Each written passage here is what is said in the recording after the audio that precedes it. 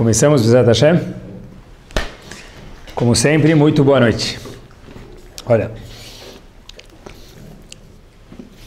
tem uma pergunta, eu vou começar, Bezat Hashem, hoje à noite, com uma lição atual que a gente vai ver, se Deus quiser, da Torá, e uma pergunta que a gente vai fazer no Sefer Torá, e uma lição que, obviamente, sempre que a gente fala de um assunto, a gente fala de um assunto só no nosso shiur, e vai ser uma coisa prática para a nossa vida, Bezat Hashem. Pergunta assustadora. Olha, a pergunta já vale um babador. Eu falo, quando às vezes a gente vê uma pergunta na Torá, babador por quê? Como é que eu nunca vi essa pergunta na minha vida antes? E o segundo ponto é que eu procurei nos comentaristas como que nunca tinha pensado nisso e qual a resposta para essa pergunta. Vale um babador. Só que por que eu não vou colocar o babador? Porque já que estão filmando agora. Antes a gente estava num canal americano, num site americano chamado Torah Anytime. Agora a gente está também no Ida Brut, que é um canal israelense, então fica feio colocar o babador. Então vou falar para vocês sem babador, mas o babador virtual vai ter. O negócio é o seguinte, pessoal, em Parashat Be'alotecha, a Parashá, na verdade, podia ter um segundo nome. Se nós fôssemos dar nome a Parashat Be'alotecha, como a gente chamaria isso? Parashá das reclamações. Sefer Bamidbar, Parashat Be'alotecha, eu chamaria Parashá das reclamações. Por quê? O povo falou, nós queremos carne. Mas não é carne, a gente quer carne da Argentina, que os pastos são melhores. Eles queriam carne assim, das boas, chique, coisa boa. É bom. Também o povo falou para Hashem, eles estavam no Har Sinai, a Torá conta para a gente, eles saíram correndo do Har Sinai, reclamaram que eles não queriam mais ficar no Har Sinai. Até que de repente Hashem fala em Parashat Be'alotecha, Vaichar Apo. Hashem fala, eu estou muito bravo, eu estou furioso, disse a Kadosh Baruch Hu. O que aconteceu? Hashem estava furioso, qual foi o castigo de Hashem para o povo, queridos? Está escrito em Parashat Be'alotecha, no meio da Parashá mais ou menos, caiu um fogo do Shamaim celestial, puft, e queimou um grupo de pessoas que estava reclamando. Depois, no fim da Parashá, de novo, tem reclamação. E aí Hashem fala, olha, eu não aguento mais. O que o povo veio pedir nesse momento? Queremos carne. O lugar onde o povo morreu, porque pediu carne, é chamado Kivrot Atavá. O que é Kever? Enterrar. Hashem enterrou as pessoas que estavam querendo mais vontades e mais carne. Até o ponto que tem tantas reclamações em Parashat Be'alotecha, que tem dois psukim lá que não fazem parte da Parashá, que não tem nada a ver com a Parashá. O famoso pasuk, Vaihi bin Soaron. Os Ashkenazim cantam isso quando tiram o Sefer Torah. Vaihi bin Soaron. Hashem começou a falar de como que o Mishkan era levado, como o Aron HaKodesh era levado no deserto. Para separar entre uma reclamação e outra, mesmo que não tenha nada a ver, dentro de Parashat Be'alotecha. Tá bom. Se é assim, olhem que interessante. Qual é a reação de Moshe Rabbeinu quando o povo pediu carne, pessoal? A gente, está escrito na Torá isso, quando eu li essa semana isso, eu falei, é impossível. Está escrito na Torá, e eu vou ler para vocês. O povo reclamou para Moshe Rabbeinu, numa dessas reclamações que eu mencionei para vocês antes, disse Moshe Rabbeinu o seguinte para Hashem.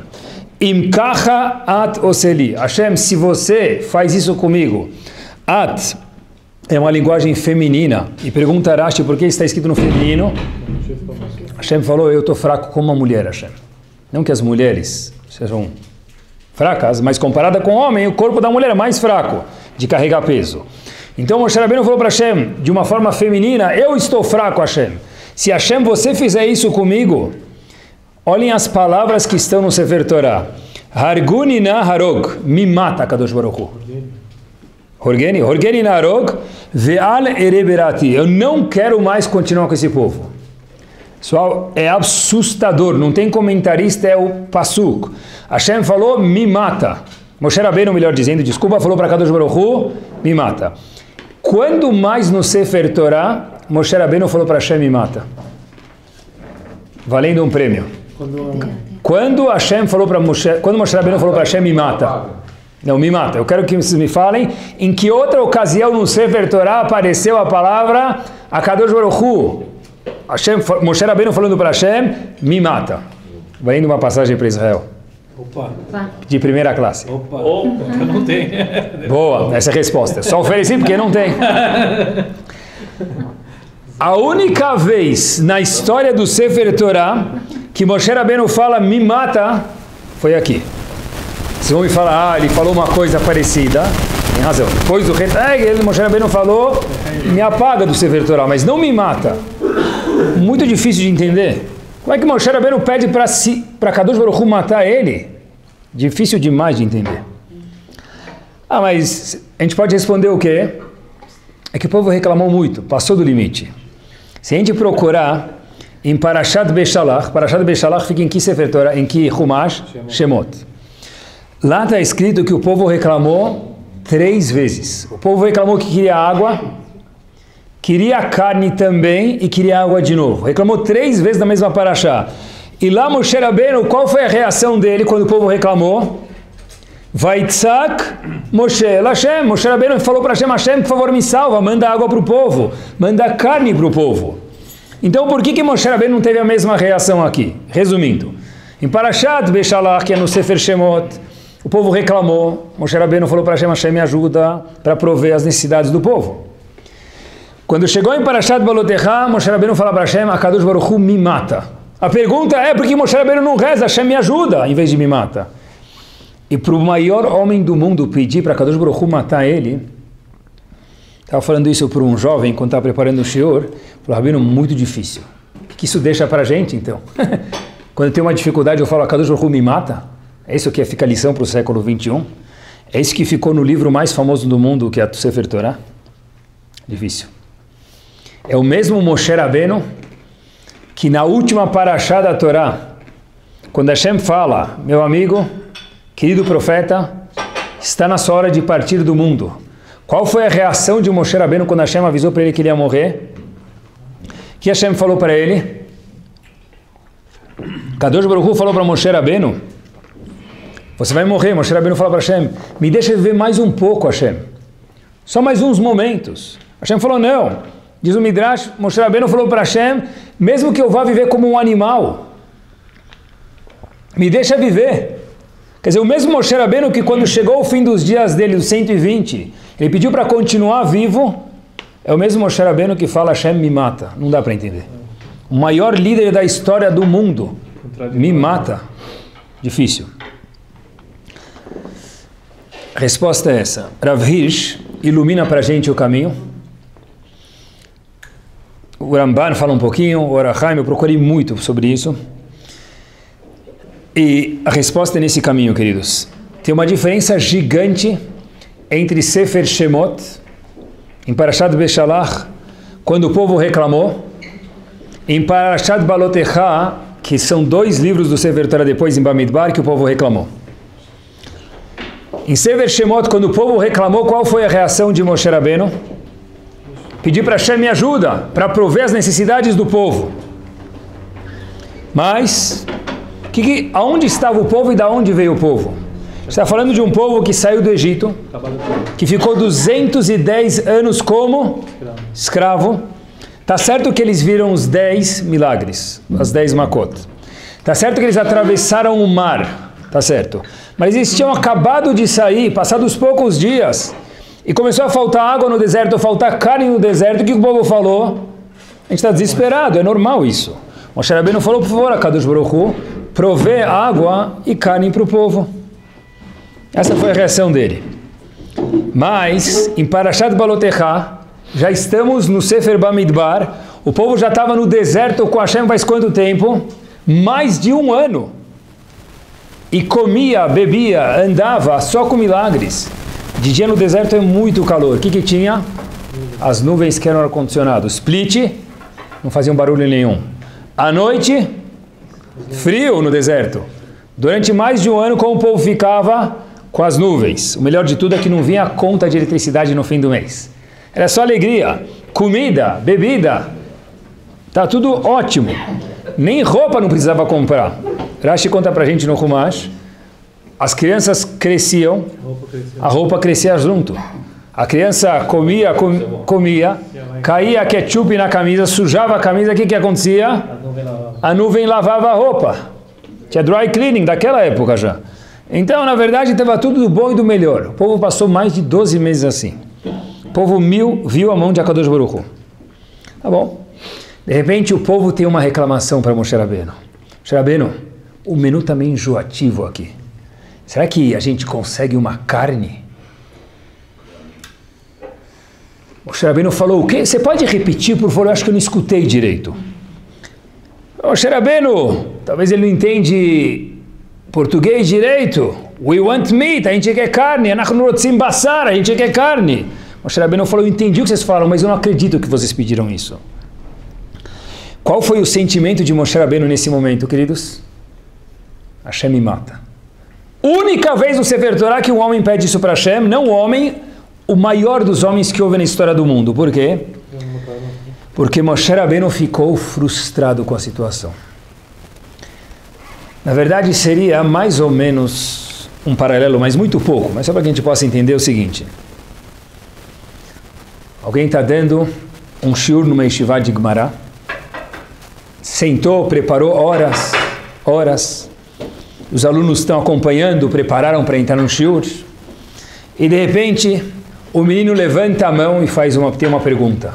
Qual a pergunta? Levanta a mão, fazer uma pergunta, o Rabino está feliz, deixa eu ver se ele tem uma pergunta. Qual a pergunta sobre o assunto que ele tem? Rabino, eu tenho uma bala aqui no meu bolso, qual é a brachá da bala? Amigo, você está no meio do shiur, qual a brachá da bala? O que isso condiz com o shiur? É impossível. I give up. Ou, talvez, no meio do shiur, o Rabino está dando shiur e o menino pergunta para o Rabino o quê? Rabino, como é que chama aquela peça de comida japonesa de pepino? Aquela sem o salmão deitado em cima. Meu amigo, pergunta, mas não agora não é hora. Moshe Rabbeinu ficou completamente frustrado. Mas ele ficou frustrado por isso ou porque Hashem também queimou? Moshe Rabbeinu ficou frustrado por quê? Pela seguinte razão. Ele falou, acho que eu não servi para nada. Porque se eu estou conduzindo o povo para chegar em algum lugar mais alto, o povo que está andando e viu milagres, que andou 1 ano com a Kadosh Baruch Hu, e de repente, se a pergunta que eles têm para me fazer, para pedir para Hashem, dá para colocar um pouquinho mais de molho shoyu na porção de sushi que você está mandando para a gente, Hashem? Será que dá para colocar um pouquinho mais de gengibre? Ou um pouco mais de gergelim? O Moshe Rabbeinu falou, é isso que você pede quando você acabou de sair do Har Sinai faz alguns meses e viu todos os milagres. Hashem falou para Moshe Rabbeinu, calma, eu vou te ajudar. Moshe Rabbeinu falou, não quero. Deve ser que eu não servi. Moshe Rabbeinu fala para Hashem, Hashem me mata para que eu não veja o que vai acontecer com esse povo. Porque Moshe Rabbeinu ficou frustrado com a situação. Não porque ele ficou fraco, pessoal, mas porque ele falou, deve ser que eu não servi. Ele falou, coloca outra pessoa no meu lugar, Hashem. Ah, mas Moshe Rabbeinu era o homem mais humilde do mundo. É exatamente por isso. Justo que ele era o homem mais humilde do mundo, falou, eu não acho que a culpa é do povo. Eu acho que a culpa talvez é minha. Eu não sei liderar o povo também. Então eu não quero queimar, como se fala em português, a Kadosh Baruch Hu, o seu cartucho, o seu maiúsculo de Hashem, com esse povo, porque eu não estou servindo, então por favor me mata para que eu não veja consequências piores desse povo. O único homem que falou isso no Sefer Torah inteiro, e não só o único homem, do maior dos homens. Por quê?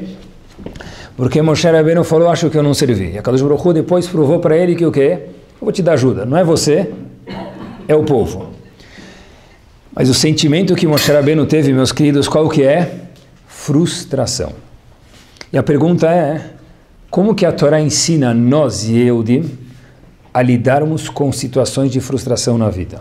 Por exemplo, pode ser. Olha, quantas vezes a gente escuta os pais falarem, tem muitos exemplos, mas eu me esforcei tanto com meus filhos para ensinar eles a fazer tefilá, e de repente eu falo para o meu filho, o filho Beit HaKnesset, a última coisa que ele quer fazer na vida é ir na sinagoga. Ele nunca vem comigo na sinagoga. Estou frustrado. Sentei, conversei com ele, contei história, coloquei professor particular e não deu nada. eu me esforcei com o meu patrão para ganhar graças nos olhos dele, que eu sou funcionário, ele é patrão. E depois do que ele me falou a semana passada, eu estou o quê? Arrasado. 10 anos que eu trabalhei lá, 15 anos que eu trabalhei, tudo que eu construí, para onde foi? Não sei. Eu estou frustrado com a situação. Eu desisto. Eu investi no meu casamento, eu parei de fazer coisas que eram lucrativas financeiras para mim, para dar atenção para minha esposa. Eu podia estar trabalhando mais um pouco, mas eu achei que era importante fazer isso. Eu dei atenção para o meu marido, parei de fazer coisas que eu gosto com minhas amigas, construí uma relação boa. O que aconteceu? Depois do que ele me fez semana passada, depois do que ela me fez semana passada, aqueles 15 anos de investimento foram tudo por água abaixo. Eu estou frustrado. Me apaga do mapa. Pessoal, se o maior dos homens do mundo ficou com um sentimento azedo e pediu para Kadosh Baruch Hu tirar ele do Olam Hazé desse mundo, imaginem nós, simples mortais, como que a gente tem a permissão de ficar frustrado? Mas a nossa pergunta é, como que deve reagir um ser humano, uma pessoa, de uma forma saudável, na frente de uma situação de frustração que todo mundo tem? Poxa, eu investi tanto num cliente, conquistei o cliente, finalmente ele comprou de mim. Mas tem um problema. Tanto que eu vendi para ele, o que aconteceu no fim? Não pagou. Sabe qual é a minha situação? Eu investi todas as minhas fichas naquele cliente para conseguir. Ele comprou de mim, foi pagando os pedidos no pedido grande, não devolveu o cheque, não tem fundo, nem raso, perdi tudo. Eu estou frustrado com isso.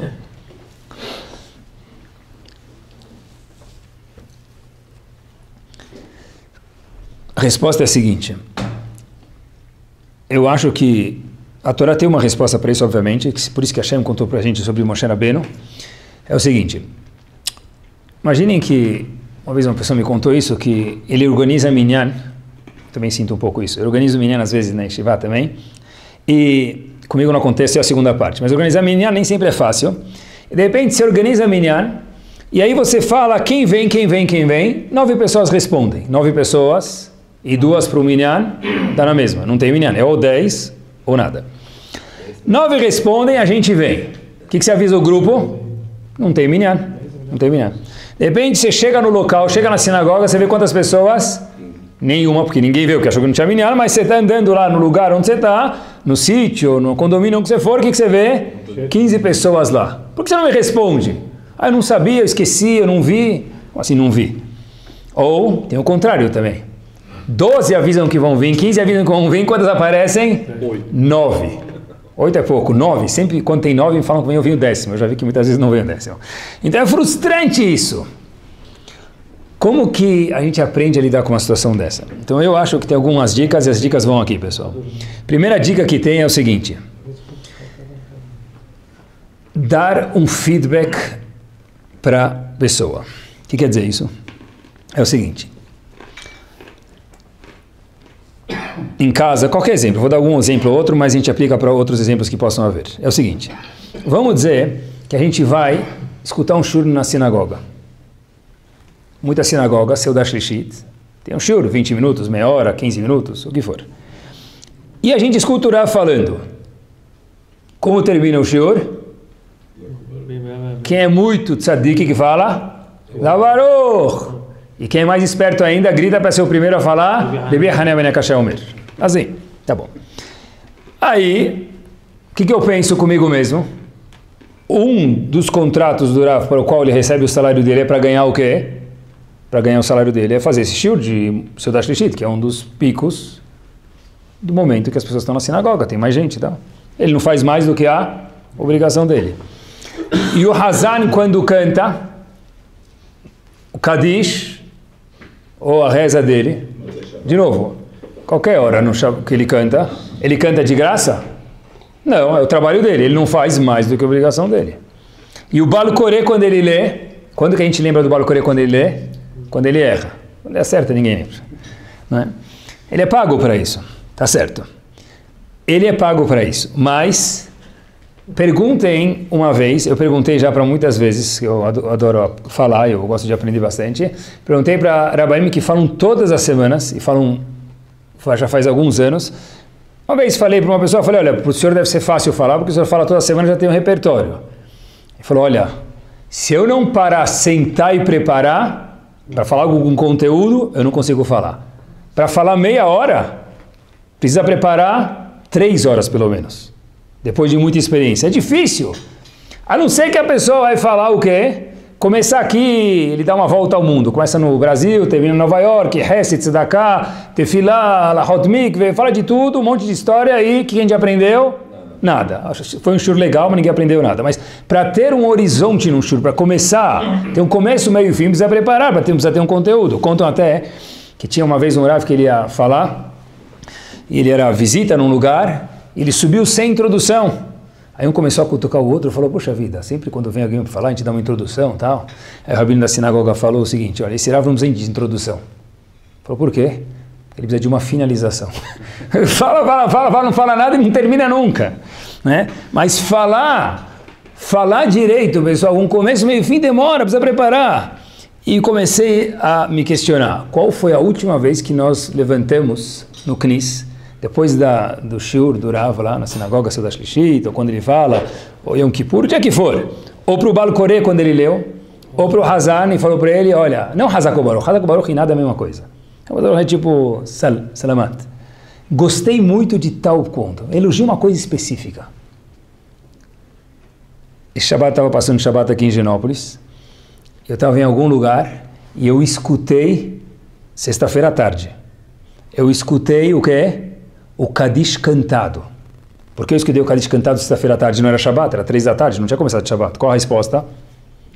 Hazan estava na janela treinando, eu estava no térreo, então eu escutei ele treinando. Ah, mas o Hazan não chega lá na hora, ele já tira da manga, ele já Hazan faz 6 anos. Isso pode ser Hazan faz 60 anos. Fica mais fácil, mas se não praticar, não dá certo. Qualquer coisa que é feita em público dá medo. Se não praticar, não dá certo. Eu lembro na minha aula de oratória, o professor falou que qual é o primeiro maior medo do mundo que a pessoa tem? Pesquisa do New York Times isso. Qual o maior medo que a pessoa tem no mundo? Morrer. Esse é o primeiro maior medo. O segundo maior medo que as pessoas têm, qual que é? New York Times, falar em público. Hazan em público. Baal Koreh em público. Dá medo isso. Se não preparar, não dá certo. Né? Então a pergunta é o seguinte, qual foi a última vez que eu dei um feedback para o meu Rav? O Rav foi lá, falou. E pessoal, presta atenção, se ele fala 20 vezes que não pode carregar no Shabbat, por exemplo, de repente o Rav sai da sinagoga, ele falou 4 vezes seguidas em 6 meses que não pode carregar no Shabbat. Ele sai da sinagoga e vê alguém carregando. Qual é o sentimento de um Rav competente? Horgeniná, me mata, Hashem! Procura outro! Eu estou falando sobre isso! Não entenderam minha língua? Agora, como que eu posso confortar o Rav? Se de vez em quando eu falar para o Rav, o seu shur estava espetacular, adorei tal ponto. Baal Koreh, esse Kadish você falou, nunca tinha escutado essa manguiná, esse ritmo de Kadish. Hazan, eu escutei, adorei, um ponto. Elogiar, dar um feedback, traz para a gente força. Quando uma esposa fala para o marido, adorei tal coisa que você fez, obrigado que essa semana, etc e tal. Quando o marido fala para a esposa, eu gostei que essa semana alguma coisa, isso dá um feedback, pessoal, que às vezes fala, eu queria desistir, mas eu não vou desistir, eu vou manter meu Shalom Bait, porque eu sei que agora não está bom, mas teve alguns momentos que me criaram a coluna vertebral, deixaram ela de pé, e agora por uma coisa isso não vai desabar. Esposa, marido, filho, é sempre assim. Quando tem um feedback, quando a pessoa dá uma posição para o outro, isso faz com que a pessoa, o sentimento de frustração, ele tenda a ser menor quando tem situações difíceis. Quando que o povo agradeceu Moshe Rabbeinu em toda a trajetória do deserto? Quando que o povo falou para Moshe Rabbeinu, muito obrigado? O povo pediu carne. Quando na Torá aparece Hazak Baruch, Merci beaucoup? Nunca! Então Moshe Rabbeinu falou, o que eu fiz não teve nenhum feedback. E quando de repente eles me pedem carne agora, eu desisto. Se tivesse, possivelmente, eu estou pensando junto com vocês, o povo tivesse agradecido Moshe Rabbeinu algumas vezes, falando, a gente está melhorando, a gente gosta, a gente está mais perto de Hashem, Moshe Rabbeinu ia falar possivelmente, olha, foi um deslize. Mas quando não teve nunca um feedback, Moshe Rabbeinu falou, por favor, me mata, Kadosh Baruch Hu, porque eu não sirvo para isso, deve ter um líder melhor. A coisa mais deliciosa do mundo é ter um feedback. Eu estava, faz pouco tempo, eu vi um aluno que saiu de Shivá já faz alguns anos, falou, Rav, para mim, falou o seguinte, Rav, você ainda dá às vezes, num shiur teu, aquele Asher Yatzar plastificado, pequenininho, para colocar na carteira? Eu falei, não, faz tempo que eu não dou, mas por que você está me lembrando isso? Ele falou, não, porque eu estava num shiur que você viu, deu uma vez. Eu falei, sério? Ele falou, é. Ele falou, abriu a carteira e falou, está aqui o meu Asher Yatzar até hoje. Fiquei com medo de perguntar se ele usa ou só está na carteira, tá bom? Mas é a coisa mais deliciosa do mundo. Olha, eu fiz alguma coisa, eu plantei uma semente, eu vi uma árvore crescendo. Isso é um feedback. O casamento também.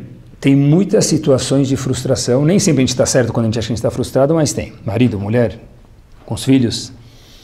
Essa frustração ela vai ser bater beshishim quando? Quando ela vai ser anulada? Quando muitas vezes teve um respaldo. Aí, quando teve a frustração depois, ela é menor, porque eu tive muitas, no meio do caminho, minha esposa me elogiou algumas vezes, meu marido elogiou algumas vezes, então eu consigo levar isso. Se não teve nenhum elogio, o casamento fica muito delicado, e as pessoas já falam, já não sei mais se é para mim, que é muito grave. Primeiro ponto é frustração. Como combater a frustração, melhor dizendo, é o feedback. Tem um segundo ponto também, que ajuda a gente a como combater a frustração, acho que vou contar para vocês uma história. Tem uma yeshiva em Nova York, um bairro chamado Far Rockaway, em Nova York. Uma yeshiva existe até hoje, yeshiva é chamada Shar Yashuv. Os Kenazim falam Shor Yashuv, mas é a mesma yeshiva. O menino estava pronto para estudar na yeshiva, só que tinha um problema. Ele não sabia absolutamente nada e não tinha capacidade intelectual, nunca tinha estudado. Tinha capacidade intelectual, mas nunca tinha estudado Gumará. Então ele foi para o Yeshiva e falou, Rav, eu quero estudar. O Rabino falou para ele, olha, eu vou te pegar um professor particular para te ajudar. Depois você começar a engatear, andar sozinho, aí você vai entrar no shiur com todo mundo. Dito e feito. O menino pegou, e a Gumará que eles estavam estudando naquele momento, naquele período no Yeshiva, era a mesma Gumará que agora o Dafyomi está estudando, é chamado Baba Batra. É o maior tratado do Talmud. São 176 páginas.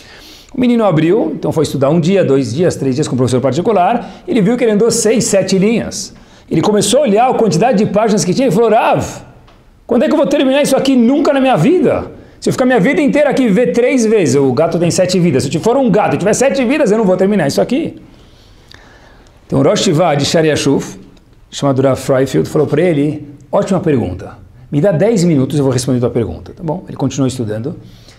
Freifield pediu para um aluno fazer algo para ele. Foi lá, fez algo e volta depois de 10 minutos, dá um papel na mão do Rosh Tivá. O Rosh Tivá dá para o aluno uma Gumará, que tem a capa da Gumará, a contracapa, mas ela era muito fina. O menino abriu, o Rosh Tivá falou para ele, você vai estudar a partir de agora nessa Gumará. Ele falou, mas Rabino, aqui dentro só tem uma página. Freifield falou para ele, não se preocupe. Essa vai ser a sua Gumará de Baba Batra. Uma página. Quando você terminar essa uma página, nós vamos fazer um sium para você. Porque uma página para você, agora, com o teu esforço, é igual 176 páginas para os outros alunos que estão aqui, o quê? Acostumados a estudar. Eu aprendi daqui uma coisa importante. Que às vezes a gente tem metas na vida, gigantes. Metas econômicas, de Shalom Bait, filhos, meu sonho é meus filhos na Rupá, meu sonho é ter tantos empregados, menos, né? Cada vez menos, não mais, né? Faturar tanto, e tem sonhos, e é óbvio que a pessoa precisa ter sonhos, porque uma pessoa sem sonhos vive para quê? Sonhos ou meta? Sonhos, isso, sonhos viram metas, mas a pessoa precisa sonhar para ter uma meta. Mas, quando que a gente faz ciúme nessas metas? Às vezes nossas metas são Gumará Baba Batra, 176 páginas. É chegar na Rupá dos meus filhos. Isso demora 20 anos, 25 anos. E aí como é que eu faço? Quando eu chegar na Rupá dos meus filhos, eu vou comemorar com a minha esposa. E até lá, como é que eu vou viver? Gato e rato. Não funciona. Nós temos que fazer Gumarot Baba Batra de um daf, de uma página. E fazer sium mais vezes. Essa é a ideia. Pessoal, o Rosh Tivá falou uma ideia espetacular. Parcela as suas metas e comemora por parcelas que você já fez. Baruch Hashem, já fiz bar mitzvah de um filho, já é uma comemoração. Não bar mitzvah. Comemoração interna, você tua fica feliz com o que você chegou. Eu tenho uma meta econômica, eu já atingi 1/10 dela, comemora. Vai vir os Bezat Hashem, os próximos 9/10 no caminho, mas não só quando eu chegar ao fim que eu vou comemorar. É fazer-se parcelar as metas de uma página só. Isso ajuda muito numa jornada, porque senão eu fico frustrado. Eu quero terminar, a Gemara tem 176 páginas. Qual a chance se eu não me motivar de desistir no meio? De pular páginas, de falar não entendo? Gigantes. Mesma coisa na vida. Uma vez eu estava num lugar e tinha um aniversário surpresa, e eu nem sabia que era aniversário surpresa, então eu fui lá, começaram a cantar parabéns. Eu nem sabia que era o aniversariante, trouxeram o bolo, ninguém nem sabia que era aniversariante. Tinha poucas pessoas, 20, 30 pessoas. Meu filho estava lá do lado, tinha uma senhora de idade do meu lado, bastante de idade. Meu filho falou para ela, a senhora que faz aniversário? Eu falei, meu Deus, tomara que não, né? Porque... Aí a mulher falou para ele a resposta mais espetacular que eu já escutei na minha vida, acho que foi a frase do ano que eu escutei ano passado. Ela falou para ele o seguinte, Chaim, nome do meu filho, eu faço aniversário a todo dia. Cada dia que eu acordo, eu estou com saúde, é meu aniversário. Então, de fato, hoje eu faço aniversário. Não era o aniversário dela de verdade, mas ficou muito mais marcado do que aniversário para mim. Queridos, cada dia que eu acordo com saúde é o meu aniversário. Cada parcela que eu faço das minhas metas é um accomplishment, eu consegui chegar em algum lugar. E por isso eu preciso comemorar. Porque, de novo, pessoal, se eu só vou comemorar na roupa dos meus filhos, e aí Bezat Hashem vai vir outro filho, aí vai vir um neto, então eu nunca vou comemorar. Por que preciso esperar chegar até lá? Por que eu preciso terminar a Gemara inteira para comemorar? Comemora num daf. O Raf falou para ele fazer uma Gemara de um daf para você. Porque você precisa comemorar com cada daf é uma comemoração. Primeiro passo é feedback. Falar para as pessoas que estão do nosso lado, elogiar eles pelos que eles fizeram. Segundo passo é comemorar por parcelas. Cada parcela comemorar, isso ajuda a limitar a frustração. Um passo adiante é o seguinte, dá para ensinar pessoas a lidar com frustração ou não dá? Como eu ensino alguém a lidar com frustração? Dá para ensinar? Está pesquisando o shiur, preparando bastante. Eu sempre converso com pessoas alguns dias e horas antes de preparar o shiur, que dá para adicionar, que dá para aprender. E minha esposa falou, olha, tem uma dica legal. Perguntou, dá para ensinar alguém a lidar com frustração? Eu falei, o que você acha? Ela falou que dá. Olhem que bárbaro, pessoal. A criança está no shopping, ela ganhou um chocolate. Ela passa na frente de uma loja de balas. O que ela fala para o Abo, para a Ima? Não quero bala. Puxa a saia da mãe, arranca a peruca. Né? Puxa o pai, faz aquele fuzuê todo na frente da cidade. Aí... Então, eu quero a paz, eu sou um filho, eu quero paz, às vezes eu sou um pai, eu quero paz, sou uma mãe, eu quero paz, às vezes eu vou dar uma bala. Mas se eu nunca falar não para os meus filhos, eles não escutaram o não quando eles eram pequenos, porque eu queria a minha paz. Tá bom, vem dormir na minha cama. Não tem problema, vem dormir na minha cama. Tá bom, pode ficar acordado até a hora que você quiser. Tá bom, pode fazer o que você quiser com o celular. Faz o que você quiser com a internet. Meus filhos não tiveram um não. Amanhã, quando tiverem um não, qual vai ser a reação de uma criança normal?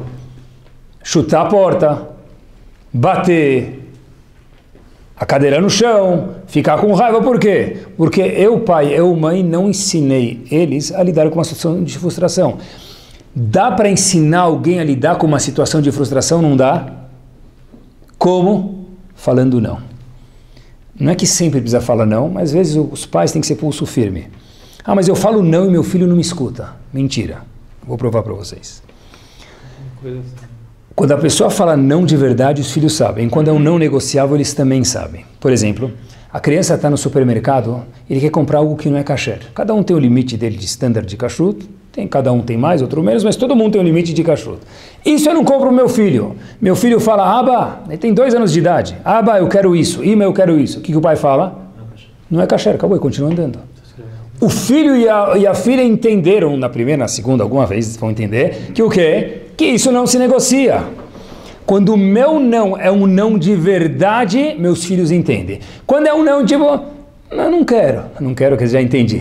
Tá bom, é só uma questão de negociar. Então a gente ensina nossos filhos a negociar, também é importante, porque na vida do comércio eles vão saber se virar muito bem, mas eu preciso fazer meu filho e minha filha escutar um não. E eu também sou marido, eu sou esposa. Se minha esposa me falar um não, eu viro um leão ou continuo um cachorro poodle, um mansinho? Se meu marido me fala não, eu sei me adaptar, e se não eu fico muito brava. Depende de como eu aprendi a lidar com frustrações na minha vida. Dá para ensinar a pessoa a lidar com frustração? Dá. Não é que sempre precisa falar não, obviamente que tem que ter mais sim do que não. Mas quando não é pulso firme e a gente acredita que isso é importante, o não é uma educação para a criança. Saber que na vida não vai ter tudo, não tem tudo sim, qual o problema? Não dá para resolver tudo pelos filhos, né? O mais importante é dar uma ferramenta para saber como eles vão lidar com as situações, muito mais importante. Olhem que curioso, a história se passa num dos Shabbatot que faziam, ainda fazem, Eish HaTorah, já contei para vocês algumas vezes, tem Eish HaTorah, tem nos Estados Unidos e tem em Israel. Eles fizeram um Shabbat em Denver, no Colorado. Pegaram algumas famílias que eles tinham contato e fizeram um Shabbat. E o que fizeram lá no Shabbat, no fim do Shabbat, para juntar as pessoas? O último termo lá que eles iam se juntar com o palestrante era paredão. O que é paredão? Pergunte ao rabino. O que você quiser? O rabino sobe lá em cima do palco, cada um escreve a pergunta, não precisa nem colocar nome, e pergunta o que você quiser. Tem hora que todo mundo mais espera. Opa, vou fazer aquela pergunta lá que ele não vai ter como se esquivar aqui, eu quero saber a resposta de verdade. Às vezes a gente nem quer saber a resposta, o mais legal é perguntar. Tá bom. Que tipos de pergunta que normalmente cai na mão das pessoas que estão lá palestrando e que tipo de pergunta que cai na mão deles? Perguntas de emuná, muitas vezes. Muitas vezes essas são as perguntas. Como que Hashem fez isso? Como acontece isso com o Tzadik? Como que um Rasha tem prosperidade? Uma pessoa levanta a mão, um jovem levanta a mão e fala para o Rav a seguinte pergunta. Por que Deus me criou? Nem escreveu no papel. Levantou a mão e falou, Rav, eu tenho uma pergunta para o senhor. Por que Deus me criou? E o rabino ficou meio pego de surpresa, que isso não é o tipo de pergunta que perguntam para ele normalmente. Mas tá bom, dá para acariciar a pessoa ainda, explicar que todo mundo tem uma meta, tem uma função, você é importante para o mundo. Aí, a pessoa que questionou, o adolescente que perguntou, nem deu tempo do Rav responder, falou para o Rav, deixa eu explicar para o senhor a minha pergunta. Minha mãe não é normal. Aí, ele próprio completou, o senhor deve imaginar que todos os adolescentes falam a mesma coisa, né? Mas não é isso que eu quis dizer, Rav. Minha mãe me torturou quando eu era pequeno. A história aconteceu. Eu tenho hoje 16 anos de idade. Especialmente dos 10 aos 16, eu fui torturado pela minha mãe. Emocionalmente e fisicamente. E eu tenho que morar junto com ela. Eu tenho 16 anos. Onde eu vou morar? Por que Hashem me criou? Rav, por favor, eu aguardo uma resposta. O que mais falou naquele momento foi o silêncio. Foi um barulho tremendo de silêncio que ninguém sabia o que fazer. A plateia, os amigos daquele adolescente, o Rav, nunca tinha sido questionado uma pergunta dessa. O Rav conta que uma vez ele escutou que Rav Shalom Shvadron Zichron Libraha falou o seguinte, olha, sempre que você está, alguém te faz uma pergunta e você vai responder Leshem Shamayim, pede para Hashem que Hashem vai te dar uma resposta boa. Se o teu objetivo é responder para fazer a honra de Hashem, responder de verdade com carinho para a pessoa, Kadosh Baruch Hu vai mandar a resposta. E o Rav falou, olha, por favor Hashem, me ajuda nessa situação de apuros. O Rav vira para esse adolescente e fala o seguinte, pessoal, eu acho que é uma lição para a frustração isso. Imagina, daqui uma década, falou esse menino de 16 anos de idade, que apesar de Hashem vai estar agora com 26, ou 2 décadas com 36, você entra na famosa livraria nos Estados Unidos chamado Barnes & Noble. Livraria famosa lá. Você entra lá e tem naquelas prateleiras na frente os best-sellers, aqueles 6, 7 livros best-sellers. E você vê os livros vendendo como água. E você chega mais perto e lá estava escrito, o título do livro é Stopping Child Abuse. Como parar abuso de crianças. E você gosta desse título porque você passou por isso. E você vê o nome do autor, que é o seu nome nesse livro. Como será a sua reação? O menino falou, uau, o que era? Falou, sim, você passando por isso amanhã, quando vê outra pessoa que passar pela mesma situação, só você vai poder ajudar ele. Porque todo mundo pode falar, ter empatia, ser fofo, mas ninguém passou por isso, ninguém sentiu. Quando você falar por aquele jovem, homem ou mulher, eu passei pela mesma situação que você passou, eu sei o que é sentir isso, certeza ele se identificou com você, você pode ajudar ele. É o seguinte, como lidar com frustração, meus queridos, é a mesma coisa. Por que Deus me criou? Por que Ele fez isso comigo? Porque com as nossas dificuldades, em vez de a gente esconder elas, é aprender delas e usar os outros, ajudar os outros com isso. Porque muitas pessoas, se eu tive um problema de Shalom Bait e alguém vem me pedir ajuda, quando eu já melhorei meu Shalom Bait, eu vou conseguir ajudar melhor, muito melhor do que alguém que nunca teve problema, porque ele não sabe o que quer dizer ter um problema de Shalom Bait. Se eu tenho um problema de leitura, de dislexia, e agora eu aprendi a lidar com isso, e um jovem vem, pede ajuda para mim, que se eu souber tratar, eu vou tratar ele muito melhor do que alguém que nunca teve esse problema. And so on. Como lidar com frustração é saber que a frustração, na verdade, pode ser um aprendizado para mim poder fazer amanhã meu livro e deixar na minha Barnes & Noble o meu livro, e eu serei o autor disso. E para finalizar, com o ingrediente que a gente falou por enquanto, como lidar com frustração é feedback. A gente falou para a pessoa saber que isso aqui vai construir, parcelar as metas e saber falar não, ensina as pessoas a lidar com frustração. Para terminar, eu vejo muitos jovens já me falaram o seguinte: Rabino, se Deus tivesse falado comigo igual Ele falou com Avram Avinu, eu seria Avram Avinu. Deus nunca falou comigo, então eu não sou Avram Avinu. Se Deus tivesse falado comigo igual que Ele falou com Moshe Rabbeinu, eu também seria Moshe Rabbeinu. Né? Eu fico na dúvida, hein, pessoal? Porque depois que Hashem falou com Moshe Rabbeinu, ainda teve alguns testes. Depois que Hashem falou com Avram Avinu, ele teve mais 9 testes. Tudo bem, mas tudo bem. Mas é verdade, é uma pergunta boa. Se Deus tivesse falado comigo, eu também seria tzadik. Por que Deus não fala comigo? Porque olha que interessante. Quando que Hashem falou com Avram Avinu pela primeira vez? Qual a primeira vez que Hashem se dirige para Avram Avinu? Avram Avinu tinha quantos anos de idade? 75 anos de idade. Qual foi a primeira vez que Hashem falou com Moshe Rabbeinu? Quantos anos de idade ele tinha? 80 anos de idade. Então, quando alguém fala para você o seguinte, é isso mesmo, por que Deus não fala comigo? Essa é a resposta, você tem potencial, se não chegou no 75, no 80, talvez ele vai falar com você. Se você se comportar igual Moshe Rabbeinu, igual Avram Avinu da nossa geração, Hashem vai falar com você também. Por que ele não falou comigo? O que isso tem a ver com frustração? É o seguinte, eu preciso investir e ter paciência. Porque muitas vezes, em tudo, eu já investi no meu Shalom Bait e não vi frutos. O que você está fazendo? Estou com um problema, estou me aconselhando com alguém profissional, já estou faz 2 meses e meu casamento não mudou. Meu querido, você está casado faz 18 anos, faz 10 anos, faz 20 anos, está com um problema faz 10 anos. Em 2 meses você quer mudar 10, 20 anos de casamento? Não, mas Hashem falou com Moshe Rabbeinu, falou com Avram Avinu, sim, mas já tinham 75 anos de idade, tiveram paciência para chegar lá. Estou frustrado, tudo que eu investi não deu certo. Para ficar frustrado, bichlal, a pessoa precisa ter paciência. Ninguém muda da noite para o dia. Quer dizer, vou retificar o que eu falei. Poucas pessoas no mundo mudam. E da noite para o dia, ninguém. Só para melhor a gente está falando, né? Então, eu estou tratando tanto de ser uma pessoa mais sorridente, eu comigo mesmo. Ser uma pessoa mais calma. Eu sei que eu sou muito irrequieto. Eu sei que eu sou impaciente com meus filhos. Ser mais gentil. Talvez estejamos estudando Mussar, talvez esteja fazendo uma terapia, e eu não vi resultado. Estou frustrado. Mas, espera aí, você tem paciência, está esperando? Quanto tempo você já está... Meus queridos, para as coisas funcionarem na vida, a pessoa tem que ter paciência. E com isso a gente termina. Por último, eu acho que muitas vezes as pessoas ficam frustradas. Por quê?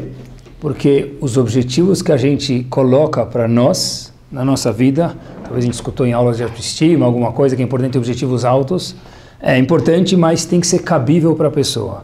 Porque se eu colocar, escutem isso com 4 ouvidos e com isso a gente termina, que eu espero que meu filho estude e seja número 1 na USP, ou em Oxford, ou aonde for, e meu filho não tem a capacidade para isso, ele não nasceu para isso, eu vou ser um pai, uma mãe frustrada com meu filho para sempre.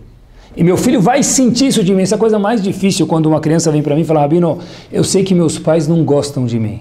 Eu falei, mas por quê? Eles te falaram alguma coisa? Eu falei, não precisam me falar do jeito que eles lidam comigo, eu sei que eles não gostam de mim. As crianças sentem isso, meus queridos. Por quê? Porque quando eu coloco metas muito altas para minha esposa, ela nunca vai conseguir dar isso para mim. A esposa do fulano, mas a minha esposa não vai conseguir dar isso para mim. O meu marido nunca vai conseguir me dar isso. Se minhas metas são altas, eu estou azedando minha vida, por quê? Por que Hashem fez isso comigo? Pessoal, não tem a Kadosh Baruch Hu aqui. A pergunta é por que eu fiz isso comigo? Quando eu coloco metas muito altas na minha vida, seja esposa, marido, filhos, qualquer coisa que for, financeiras, poxa vida, eu só vou ficar feliz quando eu chegar em tal cifra. Presta atenção. Quem falou que Kadosh Baruch Hu vai te dar isso alguma vez na sua vida? Cada pessoa nasceu com um brachá aqui, mais brachá lá, e outra coisa, Hashem sabe o que é bom para cada um. Não, mas eu estou frustrado, eu sou um empresário frustrado.